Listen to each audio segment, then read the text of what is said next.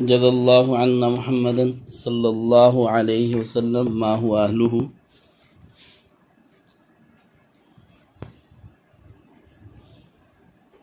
اللہ رب العزت کا فضل ہے، اللہ رب العزت کا احسان ہے، اس کا کرم ہے کہ اس نے ہمیں اپنی یاد کے لیے کچھ لمحات کو فارغ کرنے کی توفیق عطا فرمائی۔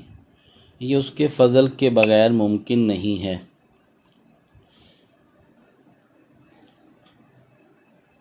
اللہ رب العزت کا قرآن مجید میں ارشاد ہے، ان سے کہو کہ زمین پر چلو پھرو اور دیکھو کہ اس نے کس طرح خلق کی ابتدا کی۔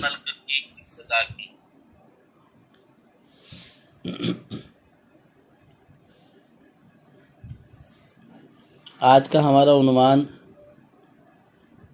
چونکہ مراقبہ ہے، تو اس کے لیے ضروری ہے کہ ہم یہ سمجھ لیں کہ مراقبہ ہے کیا چیز۔ اللہ رب العزت نے اس ساری دنیا کو پیدا کیا اور اس دنیا میں پتھر، پہاڑ، درخت، حیوان اور انسان بنائے، اور اس کے علاوہ اس طرح بے تحاشا ان گنت اشیاء کو پیدا فرمایا۔ یہ کائنات کے اندر جتنی بھی اشیاء ہیں، یہ ساری کی ساری اشیاء، ان کو 3 گروپوں میں تقسیم کیا جا سکتا ہے۔ ایک نباتات کہلاتی ہیں، ایک حیوانات کہلاتی ہیں، اور ایک انسان۔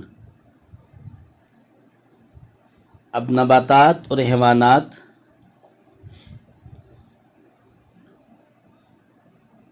اور بے جان اشیاء، یہ وہ اشیاء ہیں جن کا کوئی شعوری کردار نہیں ہے، ان کے پاس شعوری کردار کی اہلیت نہیں ہے۔ نباتات اور بے جان اشیاء میں شعوری کردار کی کوئی اہلیت نہیں ہے۔ اس کے برعکس حیوان اور انسان میں شعوری کردار کی اہلیت ہے۔ اب گویا کہ دنیا میں بے جان اشیاء، جاندار اشیاء اور شعور رکھنے والی اشیاء پائی جاتی ہیں۔ اشیاء کے یہ 3 مختلف گروپ اپنی اہمیت کے لحاظ سے مختلف درجے رکھتے ہیں، اور انہی درجوں کے اعتبار سے سائنسی علوم کی بھی تقسیم ہوتی ہے، اور انہی درجوں کے اعتبار سے 3 قسم کے سائنسی علوم ہیں۔ ایک طبعی علوم ہے، یہ وہ سائنسی علوم ہیں جو کہ بے جان مادے سے بحث کرتے ہیں، اور ان علوم میں مادے کی ساخت اور خواص کے اوپر بات چیت ہوتی ہے۔ دوسرا حیاتیاتی علوم ہے، یہ زندگی اور جاندار اشیاء کا علوم ہے۔ اس کے اندر زندگی، جاندار اشیاء، جسم کی ساخت، ان کے اوپر بات ہوتی ہے۔ تیسرا ذہنی یا روحانی علوم ہیں، جو کہ انسان کی سوچ، انسان کے ذہن کی پیداوار کے علوم ہیں۔ ان علوم میں اس بات کی کوشش کی جاتی ہے کہ حیوانوں میں، انسانوں میں ذہن کس طرح سے کام کرتا ہے، زندگی میں شعور کے اضافے کیا ہیں، ان میں فرق کو کس طرح سے دیکھا جا سکتا ہے، شعور کی ابتدا کیسے ہوتی ہے، احساسات، خواہشات، خیالات، جذبات، اعتقاد یہ کیسے ترقی کرتے ہیں۔ یہ سارے کے سارے علوم روحانی علوم کہلاتے ہیں۔ چونکہ تمام تجربات، مشاہدات اور محسوسات کا ماخذ انسان کا ذہن ہے، انسان کا شعور ہے۔ جب انسان غور کرتا ہے تو انسان کے شعور میں وسعت پیدا ہوتی ہے، اور اس غور کرنے کے ضمن میں جب انسان کے شعور میں وسعت پیدا ہوتی ہے تو پھر انسان نئے نئے علوم سے آشنا ہوتا ہے۔ اسی لیے رب کائنات نے انسان کو تخلیق کائنات میں غور کرنے کا حکم دیا۔ جب انسان اللہ رب العزت کے حکم کے تابع ہو کر غور و فکر کرتا ہے تو پھر اس کے حواس ادراک کے مشاہدات کے دروازے کھلتے ہیں جو عمومی طور پر بند ہوتے ہیں۔ جب انسان غور کرتا ہے تو پھر اس سے اس کے سارے عوارضات جتنے اس کے علوم کے راستے بند ہیں وہ کھلتے ہیں غور و فکر کرنے کے بعد۔ اب غور و فکر کے لیے جو ایک ضروری چیز ہے وہ ہے انسان کے پاس یکسوئی کی کیفیت ہو، اور یہ یکسوئی کی کیفیت یہ ایک مشق ہے۔ اس مشق کو مراقبہ کہا جاتا ہے۔ مراقبہ کی جب مشق کی جاتی ہے تو اس سے انسان میں روحانی حواس پیدا ہوتے ہیں اور ادراک کی قوت کو، پرسیپشن کو قوت ملتی ہے اور پرسیپشن کو ترقی ملنے لگتی ہے۔ مراقبہ ایک ایسی طرز فکر ہے جو ذہنی انتشار کو ختم کر کے یکسوئی پیدا کرتی ہے۔ روحانی، نفسیاتی اور طبی حیثیت سے مراقبہ کے بے شمار فوائد ہیں۔ انسان نفسیاتی الجھنوں میں، پیچیدگیوں میں مبتلا ہو، ذہن کے اندر انتشار ہو، انسان کے پاس سکون نہ ہو، قلبی اطمینان نہ ہو، اس کے رجحانات منفی ہوں، اس کے پاس منفی جذبات ہوں، وہ اپنے ارد گرد میں منفی جذبات کا سامنا کرتا ہو، تو ان تمام چیزوں سے جان چھوٹ سکتی ہے جب انسان مراقبہ کے ذریعے سے اپنے ذہنی انتشار کو کنٹرول کر لے۔ جب انسان مراقبہ کرتا ہے تو وہ اپنے آپ کو اس قابل بنا لیتا ہے کہ زندگی کے تمام معاملات میں احسن کارکردگی کا مظاہرہ کرے۔ مراقبہ کرنے کے ذریعے سے عبادات میں ارتکاز پیدا ہوتا ہے۔ مراقبہ کرنے سے طبیعت میں بشاشت پیدا ہوتی ہے، اور اس میں کوئی شک نہیں کہ مراقبہ کرنے سے چہرہ پر رونق اور پرکشش ہونے لگتا ہے۔ اور مراقبہ ہر مذہب کے اندر مراقبہ کی اہمیت ہے، اور مراقبہ کے اوپر ہر مذہب میں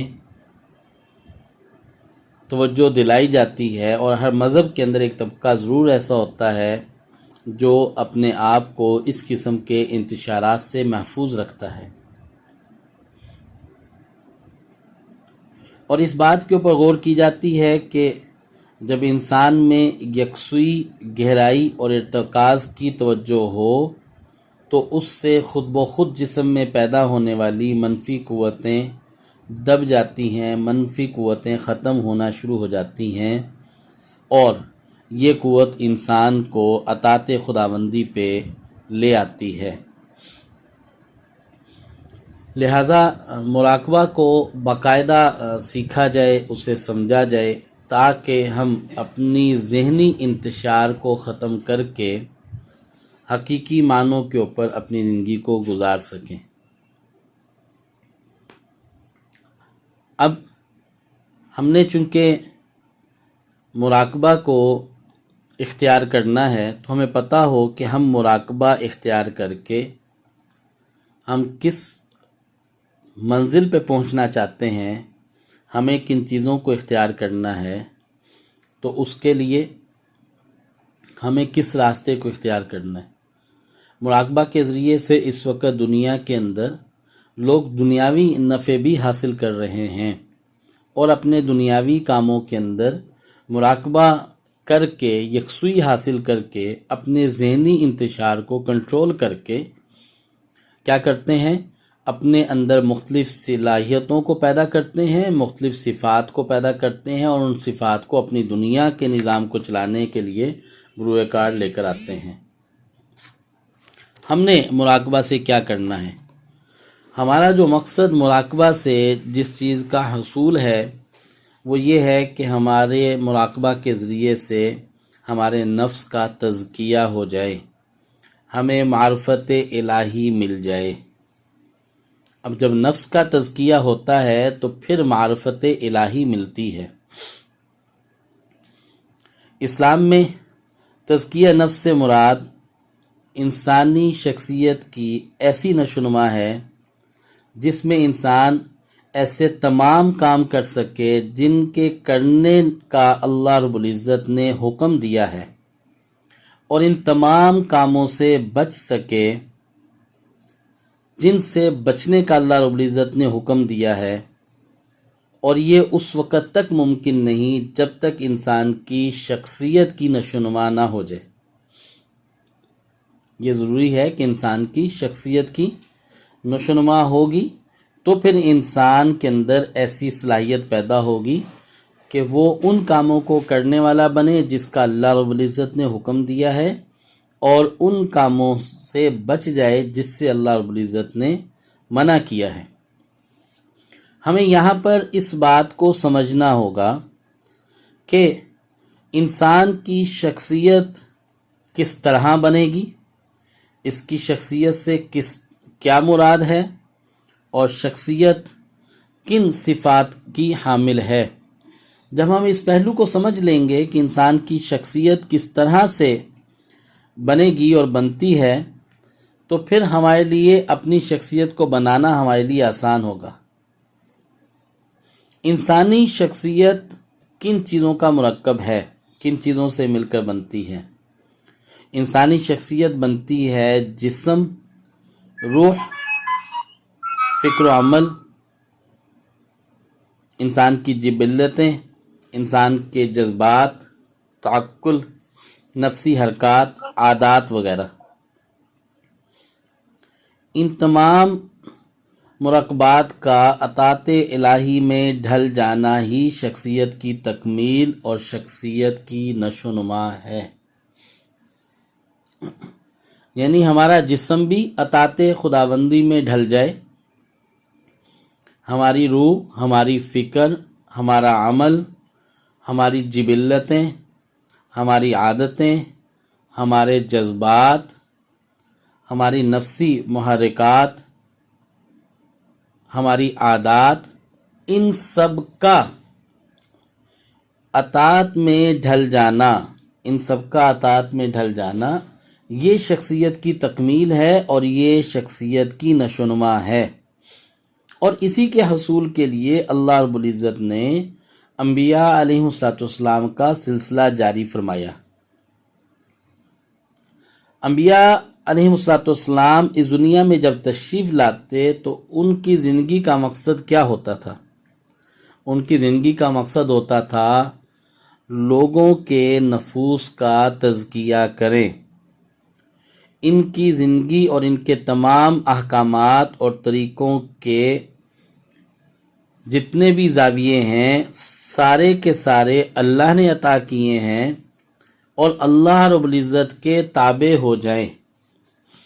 اب نفوس کا تزکیہ کیا تھا؟ نفوس کا تزکیہ یہ تھا کہ جسم کو بھی اللہ کے حکم کے مطابق ڈھالا جاتا تھا، سوچ کو بھی اللہ کے حکم کے مطابق ڈھالا جاتا تھا، فکر عمل بھی اللہ کے حکم کے تابع ہو جاتی تھی، جذبات بھی اللہ کے حکم کے تابع ہو جاتے تھے، اور اسی طرح ہماری حرکات، ہماری عادات اللہ کے حکم کے تابع ہو جاتی تھیں۔ یہ تزکیہ نفس ہے۔ آج ہمارے ذہنوں میں زندگی بدلنے کا نام یہ ہے کہ میں نے اپنے جسم کو تو تابع کر لیا، اپنی سوچ کو اللہ کے تابع نہیں کیا، اپنے جذبات کو اللہ کے تابع نہیں کیا، اپنے احساسات کو اللہ کے تابع نہیں کیا، اپنی فکر کو اللہ کے تابع نہیں کیا، لیکن میں نے اپنے لباس کو اللہ کے تابع کر دیا، میں پردہ نہیں کرتا تھا، میں نے پردہ شروع کر دیا، اور میں داڑھی میری نہیں تھی، میں نے داڑھی رکھ لی، میں نے لباس کی حیت بدل لی۔ ان چیزوں کے اختیار ہونے سے صرف ایک جز تابع ہوا۔ تزکیہ نفس کیا ہے؟ تزکیہ نفس یہ ہے کہ ہمارا جسم، روح، فکر، عمل، جبلتیں، ہمارے جذبات، ہمارے احساسات، ہماری عادات، ہر چیز تابع ہونا شروع ہو جائے۔ اور یہی کام حضرات انبیاء علیہ السلام نے کیا تھا۔ اور نبی علیہ السلام بھی جب تشریف لائے تو ایک ایسی قوم کے اوپر آئے جو پرسنالٹی کے اعتبار سے، شخصیت کے اعتبار سے تباہ ہو چکی تھی، جن کے پاس کسی زاویے کے اعتبار سے کچھ بھی نہیں تھا۔ اب نبی کریم علیہ السلام نے ان کے نفوس کا تزکیہ کیا۔ تزکیہ کیا تو کیا ہوا؟ کیا خالی ان کا لباس بدلا؟ نہیں، ان کا لباس نہیں بدلا۔ ان کا لباس بدلنے کے ساتھ ان کی روح بھی بدل گئی، ان کے جذبات بھی بدل گئے، ان کی فکر بھی بدل گئی، ان کی سوچ بھی بدل گئی، ان کے احساسات بھی بدل گئے، ان کی عادات بھی بدل گئی۔ اب ساری کی ساری حیات و صحابہ اٹھا لیں اور صحابہ کی زندگی کو دیکھ لیں اور صحابہ کی پہلے والی زندگی دیکھ لیں تو یہ بات بالکل واضح طور پر سمجھ آ جائے گی کہ صحابہ رضی اللہ تعالی عنہم کا نبی کریم صلی اللہ علیہ وسلم نے کس طرح سے تزکیہ کیا، اور پھر تزکیہ کے بعد وہ شخصیت کیا بنی۔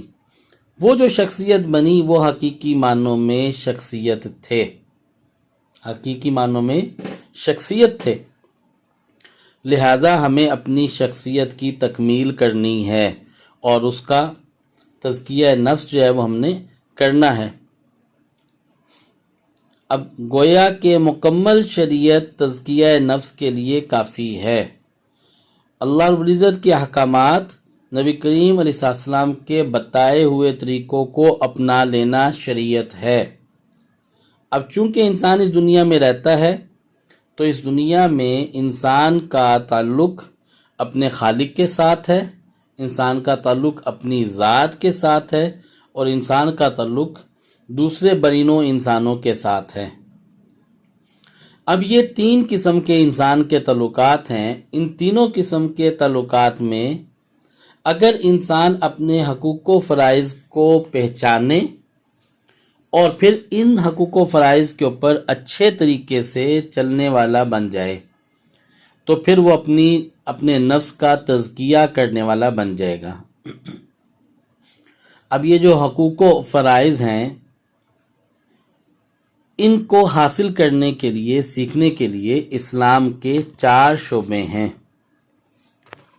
ایک شعبہ ہے ایمانیات کا، ایک شعبہ ہے عبادات کا، ایک شعبہ ہے اخلاقیات کا، اور ایک شعبہ ہے معاملات کا۔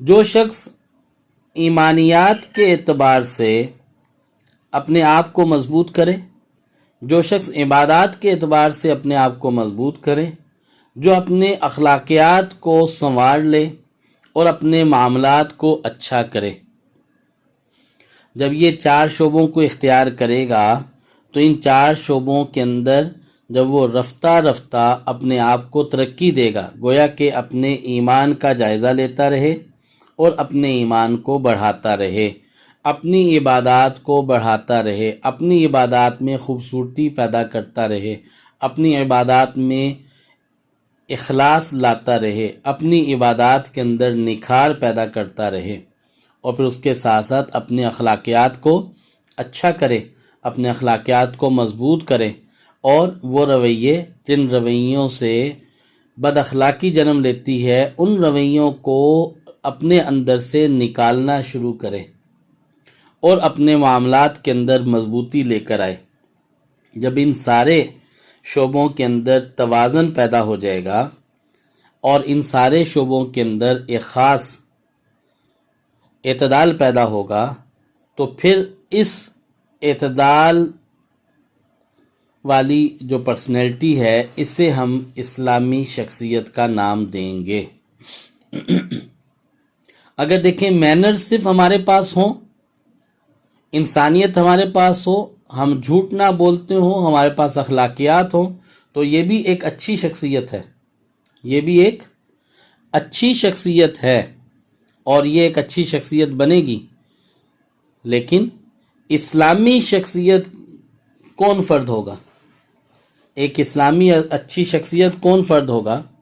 इस्लामी अच्छी शख्सियत वो फ़र्द होगा जो ईमानियात के एतबार से मज़बूत होगा, इबादात के एतबार से मज़बूत होगा, अखलाकियात के एतबार से मज़बूत होगा, मामलात के एतबार से मज़बूत होगा।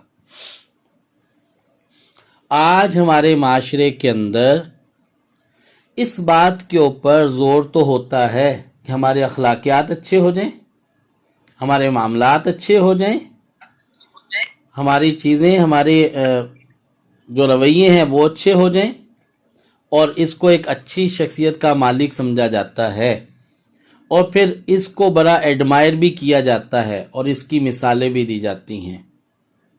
लेकिन ये जो अच्छी शख्सियत है ये इस्लामी अच्छी शख्सियत नहीं है।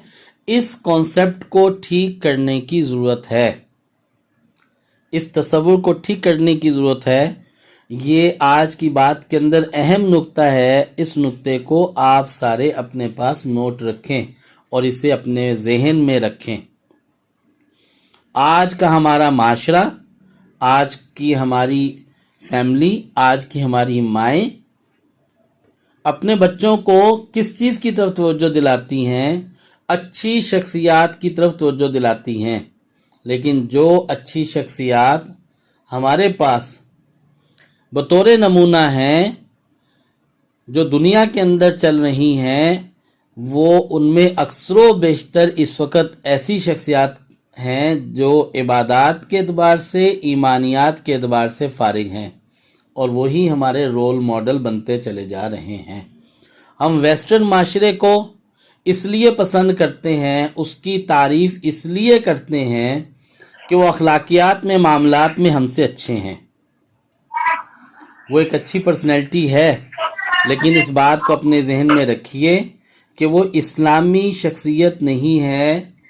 अब इस बात को बिल्कुल वाज़ेह तौर पर रखें, ईमानियात, इबादात, अखलाकियात, मामलात, इन चार शोबों के अंदर एतदाल हो, हम इन चारों शोबों में मजबूत हों, हमारे इन चारों शोबों के अंदर हमारी सोच, हमारी फ़िक्र, हमारे जज्बात, हमारे एतदाल, ये सारे के सारे अल्लाह के ताबे हों, इनमें ख़ास किस्म का एतदाल हो, तो फिर इस्लामी शख्सियत बनेगी। और फिर जब ये इस्लामी शख्सियत बनेगी तो यूँ समझ लीजिए कि ये तज़किया नफ्स होगा। और जब इंसान का तज़किया नफ्स हो जाएगा तो फिर इंसान के पास क्या पहलू उजागर होगा? फिर इंसान के पास ये पहलू उजागर होगा कि ये अल्लाह की मार्फत हासिल करने वाला बन जाएगा। अब इस मुतवाज़न जो इस्लामी शख्सियत है, इसके हसूल के लिए अल्हम्दुलिल्लाह उलमा इकराम, बुज़ुर्गान दीन इस पे डटे हुए हैं और वो जनून की हद तक, इश्क की हद तक हैं और इसके ऊपर कोशा हैं कि तज़किया नफ्स दूसरों का मुकम्मल हो जाए। उसके लिए शयूख़ हज़रात अपनी सारी ज़िंदगियों को उन्होंने खानकाहों के अंदर गुजार दिया और शयूख़ हज़रात ने अपनी ज़िंदगियों को वक्फ़ कर दिया। वो लोगों में क्या चीज़ पैदा करते हैं? वो लोगों के अंदर तज़किया नफ्स करते हैं। तज़किया नफ्स किस तरह से करते हैं? वो इबादात को बढ़ा देते हैं, इबादात में निखार पैदा कर देते हैं, ईमानियात में तरक्की ले आते हैं, अखलाकियात इंसानों के अच्छे कर देते हैं, मामलात अच्छे करवाते हैं। और यही काम अच्छी और सही खानकाहों में हो रहा है। और जो अल्लाह वाले इसके ऊपर मेहनत कर रहे हैं, अल्लाह रब्बुल इज़्ज़त उनकी ज़िंदगियों में बरकत अता फ़रमाए, उनके अलूम में बरकत अता फ़रमाए। हमारा जो मुराकबा सीखने का मकसूद है वो है तज़किया नफ्स, اور اس کا جو مقصود ہے وہ ہے حصول معرفت الہی. اور یہ کیسے ممکن ہوگا؟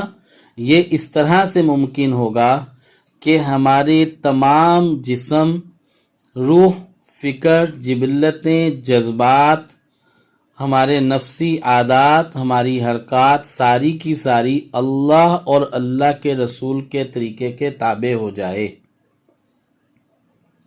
اب ہم نے روز کی بنیاد کے اوپر اپنی ذات کے اوپر دھیان دینا ہے، اور یہ ہمیں کام روز کرنا ہوگا. اور روز اس بات پہ غور کرنا ہے کہ کتنے کام ایسے تھے جو کرنے کے تھے اور کتنے کام ایسے تھے جو نہیں کرنے کے تھے. اب جو کام نہیں کرنے کے تھے ان کو چھوڑنا شروع کر دیں، اور جو کام کرنے کے ہیں ان کو کرنا شروع کر دیں. بس اگر اتنی ڈیوٹی اپنی لگا لیں گے کہ ہم روز اس بات کا دھیان رکھیں، روز اس بات کی توجہ کریں کہ کون سے کام ایسے ہیں جو ہم نے کرنے ہیں اور کون سے کام ایسے ہیں جو نہیں کرنے کے، اس کا جائزہ لیں، اور پھر ہمیں آہستہ آہستہ حقوق و فرائض کی پہچان ہوتی چلی جائے گی.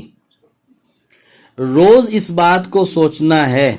ہمیں ہمارے جذبات کا اندازہ ہے، ہمیں ہماری اپنی نیتوں کا اندازہ ہے، ہمیں ہمارے جو محرکات ہیں ان کا اندازہ ہے، ہمارے اندر اچھی کیفیت، ہمارے اندر بری کیفیت، ہمارے اندر خوف کی کیفیت، ہمارے اندر اپنی انا کو خوش کرنے کی کیفیت. ہمیں اپنی ساری کیفیتوں کا پتہ ہوتا ہے، ہمیں اپنی ان کیفیت کا اندازہ ہوتا ہے. لہٰذا ہم اپنی ان کیفیتوں کو خود جائزہ لیں اور دیکھیں کہ یہ کیفیت ہونی چاہیے یا نہیں ہونی چاہیے. جب ہم اس جستجو میں لگ جائیں گے اور پھر اس کا جائزہ لینا شروع کریں گے تو ہماری روحانی پاکیزگی اور روحانی لطافت ہمارے اندر پیدا ہونا شروع ہو جائے گی. اور یہ جو روحانی لطافت پیدا ہوگی، یہ جو روحانی پاکیزگی پیدا ہونا شروع ہوگی، یہ روحانی پاکیزگی ہے جس سے باطنی پاکیزگی کہتے ہیں. اسی کو باطنی پاکی کہتے ہیں. اور جب یہ باطنی پاکی آتی ہے تو پھر معرفت کا حصول ہوتا ہے. پھر انسان کے پاس معرفت آنے لگتی ہے. پھر انسان کے جسم کے اندر اللہ رب العزت کی رحمت، اللہ رب العزت کا نور سمانے لگتا ہے. گویا کہ اس میں جذب کی کیفیت پھر پیدا ہوتی ہے جب اس کے اندر لطافت بہت زیادہ ہوتی ہے. آپ یہ دیکھیے کہ جو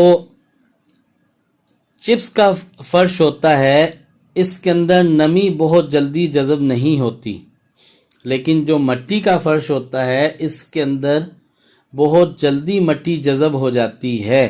یہی حال ہمارے دلوں کا ہے. ہمارے دلوں کی زمین جو نرم ہوگی وہ ان چیزوں سے نرم ہوگی. ہمارے دلوں کی زمین جو نرم ہوگی وہ ان چیزوں سے نرم ہوگی. ہمارے دلوں کی زمین جب نرم ہوگی تو پھر یہ اللہ رب العزت کی ذات عالی کی برکات اور اللہ کی محبت کو اپنے اندر جذب کرنے والی بنے گی. ہمیں اس وقت تک اپنے ساتھ مستقل محنت کرنی ہے جب تک ہم اپنے اندر ان چیزوں کو پیدا نہ کر لیں. لہذا ہم نے اپنی شخصیت بنانی ہے اور ہم نے اپنی اسلامی شخصیت بنانی ہے. اس نقطے کو بالکل اپنے سامنے رکھیں. یہ بہت بڑا فرق ہے اس وقت دنیا میں اور اسلامی شخصیت کے اندر. دنیا کے اندر اخلاقیات اور معاملات کے اوپر کام ہے. مسلمان ایمانیات، عبادات، اخلاقیات اور معاملات ان سب چیزوں کے اندر نکھار پیدا کرتا ہے اور ان سب چیزوں کو اللہ رب العزت کے تابع کرتا ہے.